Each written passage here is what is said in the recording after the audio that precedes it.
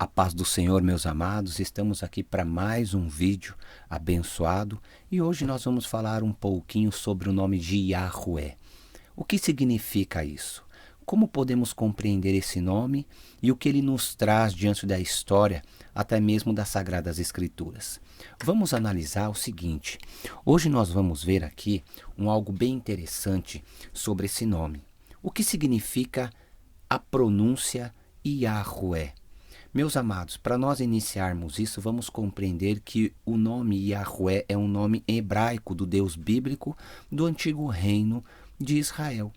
O seu nome é composto por 4 consoantes, meus amados, hebraicas, Y, H, W e H, conhecido como Tetragramaton, que o profeta Moisés, por sinal, teria revelado ao seu povo. Para nós entendermos um pouquinho esse tetragramaton de Yahweh, nós vamos precisar observar também o nome de Adonai. Exatamente. Para nós entendermos um pouquinho, nós precisamos entrar na origem e história do nome de Yahweh, que é o que nós vamos fazer agora. Então vamos compreender o seguinte: após o exílio na Bíblia, meus amados, no século 6 a.C., e especialmente a partir do século 3 a.C., os judeus deixaram de usar o nome de Yahweh. Exatamente naquele período, o povo judeu deixa o nome Yahweh, eu não sei por qual motivo. Eles deixam o nome de Yahweh, provavelmente. Aí o que vai nos levar a entender o seguinte: quando o judaísmo se tornou uma religião universal e não meramente local, então eles deixam o nome de Yahweh, provavelmente quando o judaísmo se torna uma religião universal e não meramente local, aí vamos cair no nome de Elohim, o termo Elohim, que significa Deus. Começou com este termo Elohim, ele começou a substituir o nome Yahweh, a fim de demonstrar a soberania universal do Deus de Israel sobre todos os outros. Aí o que acontece? Ao mesmo tempo, o nome divino era cada vez mais, meus amados, considerado sagrado demais para ser pronunciado. Olha que coisa interessante. Houve-se aí uma substituição. O nome Elohim começa a substituir o nome Yahweh.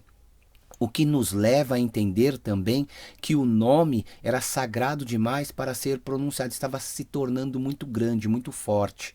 Não que o Deus Todo-Poderoso estava se tornando forte, porque Deus ele já é forte por si só, desde o princípio de todo sempre, ele é poderoso.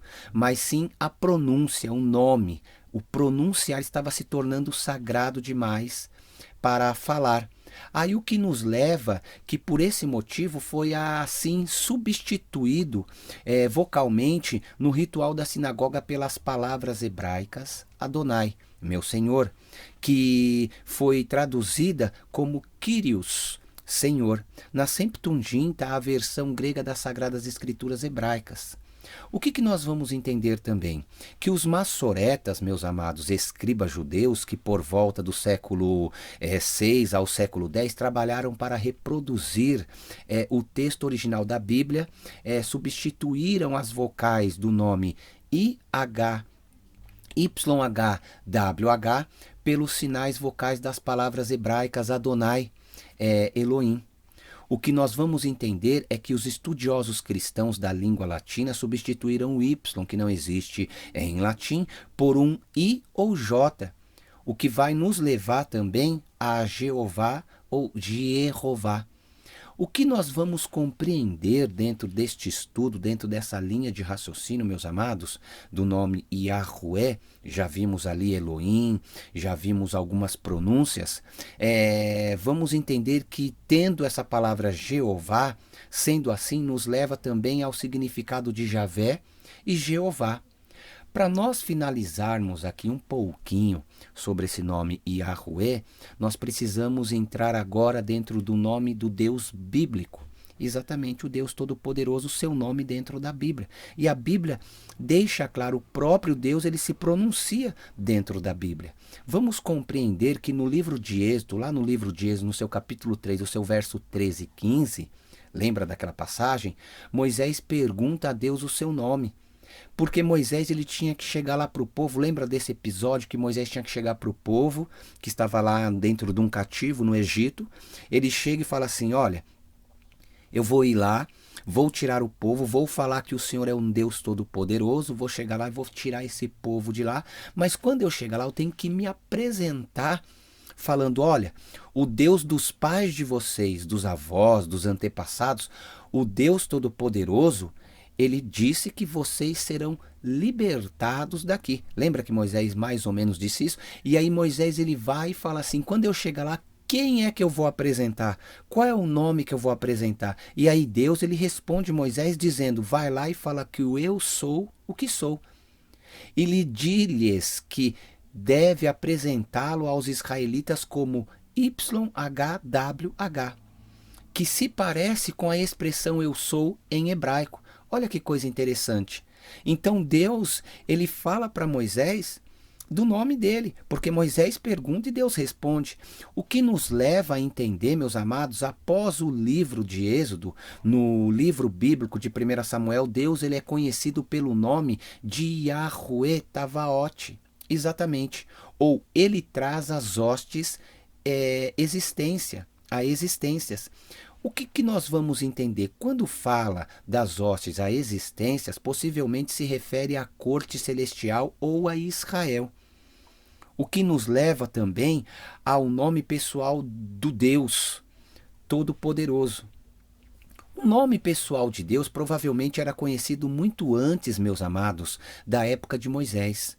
O nome da mãe de Moisés, por exemplo, era Joquebed e Yorqueved, né? Uma palavra baseada no nome de Javé.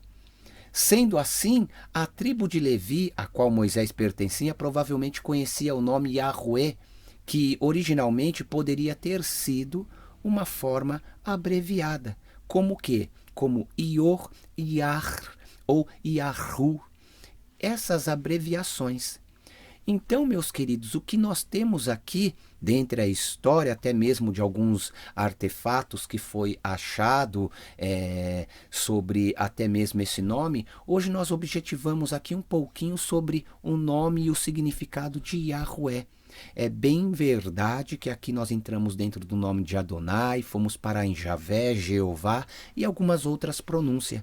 Mas é interessante que o nome Yahweh ele já é conhecido como Deus Todo-Poderoso, sempre poderoso.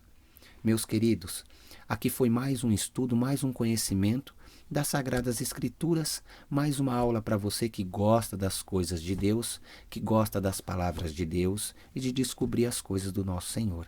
Fique na paz do Senhor Jesus e até daqui a pouco a mais um conhecimento diante das Sagradas Escrituras. Deus abençoe.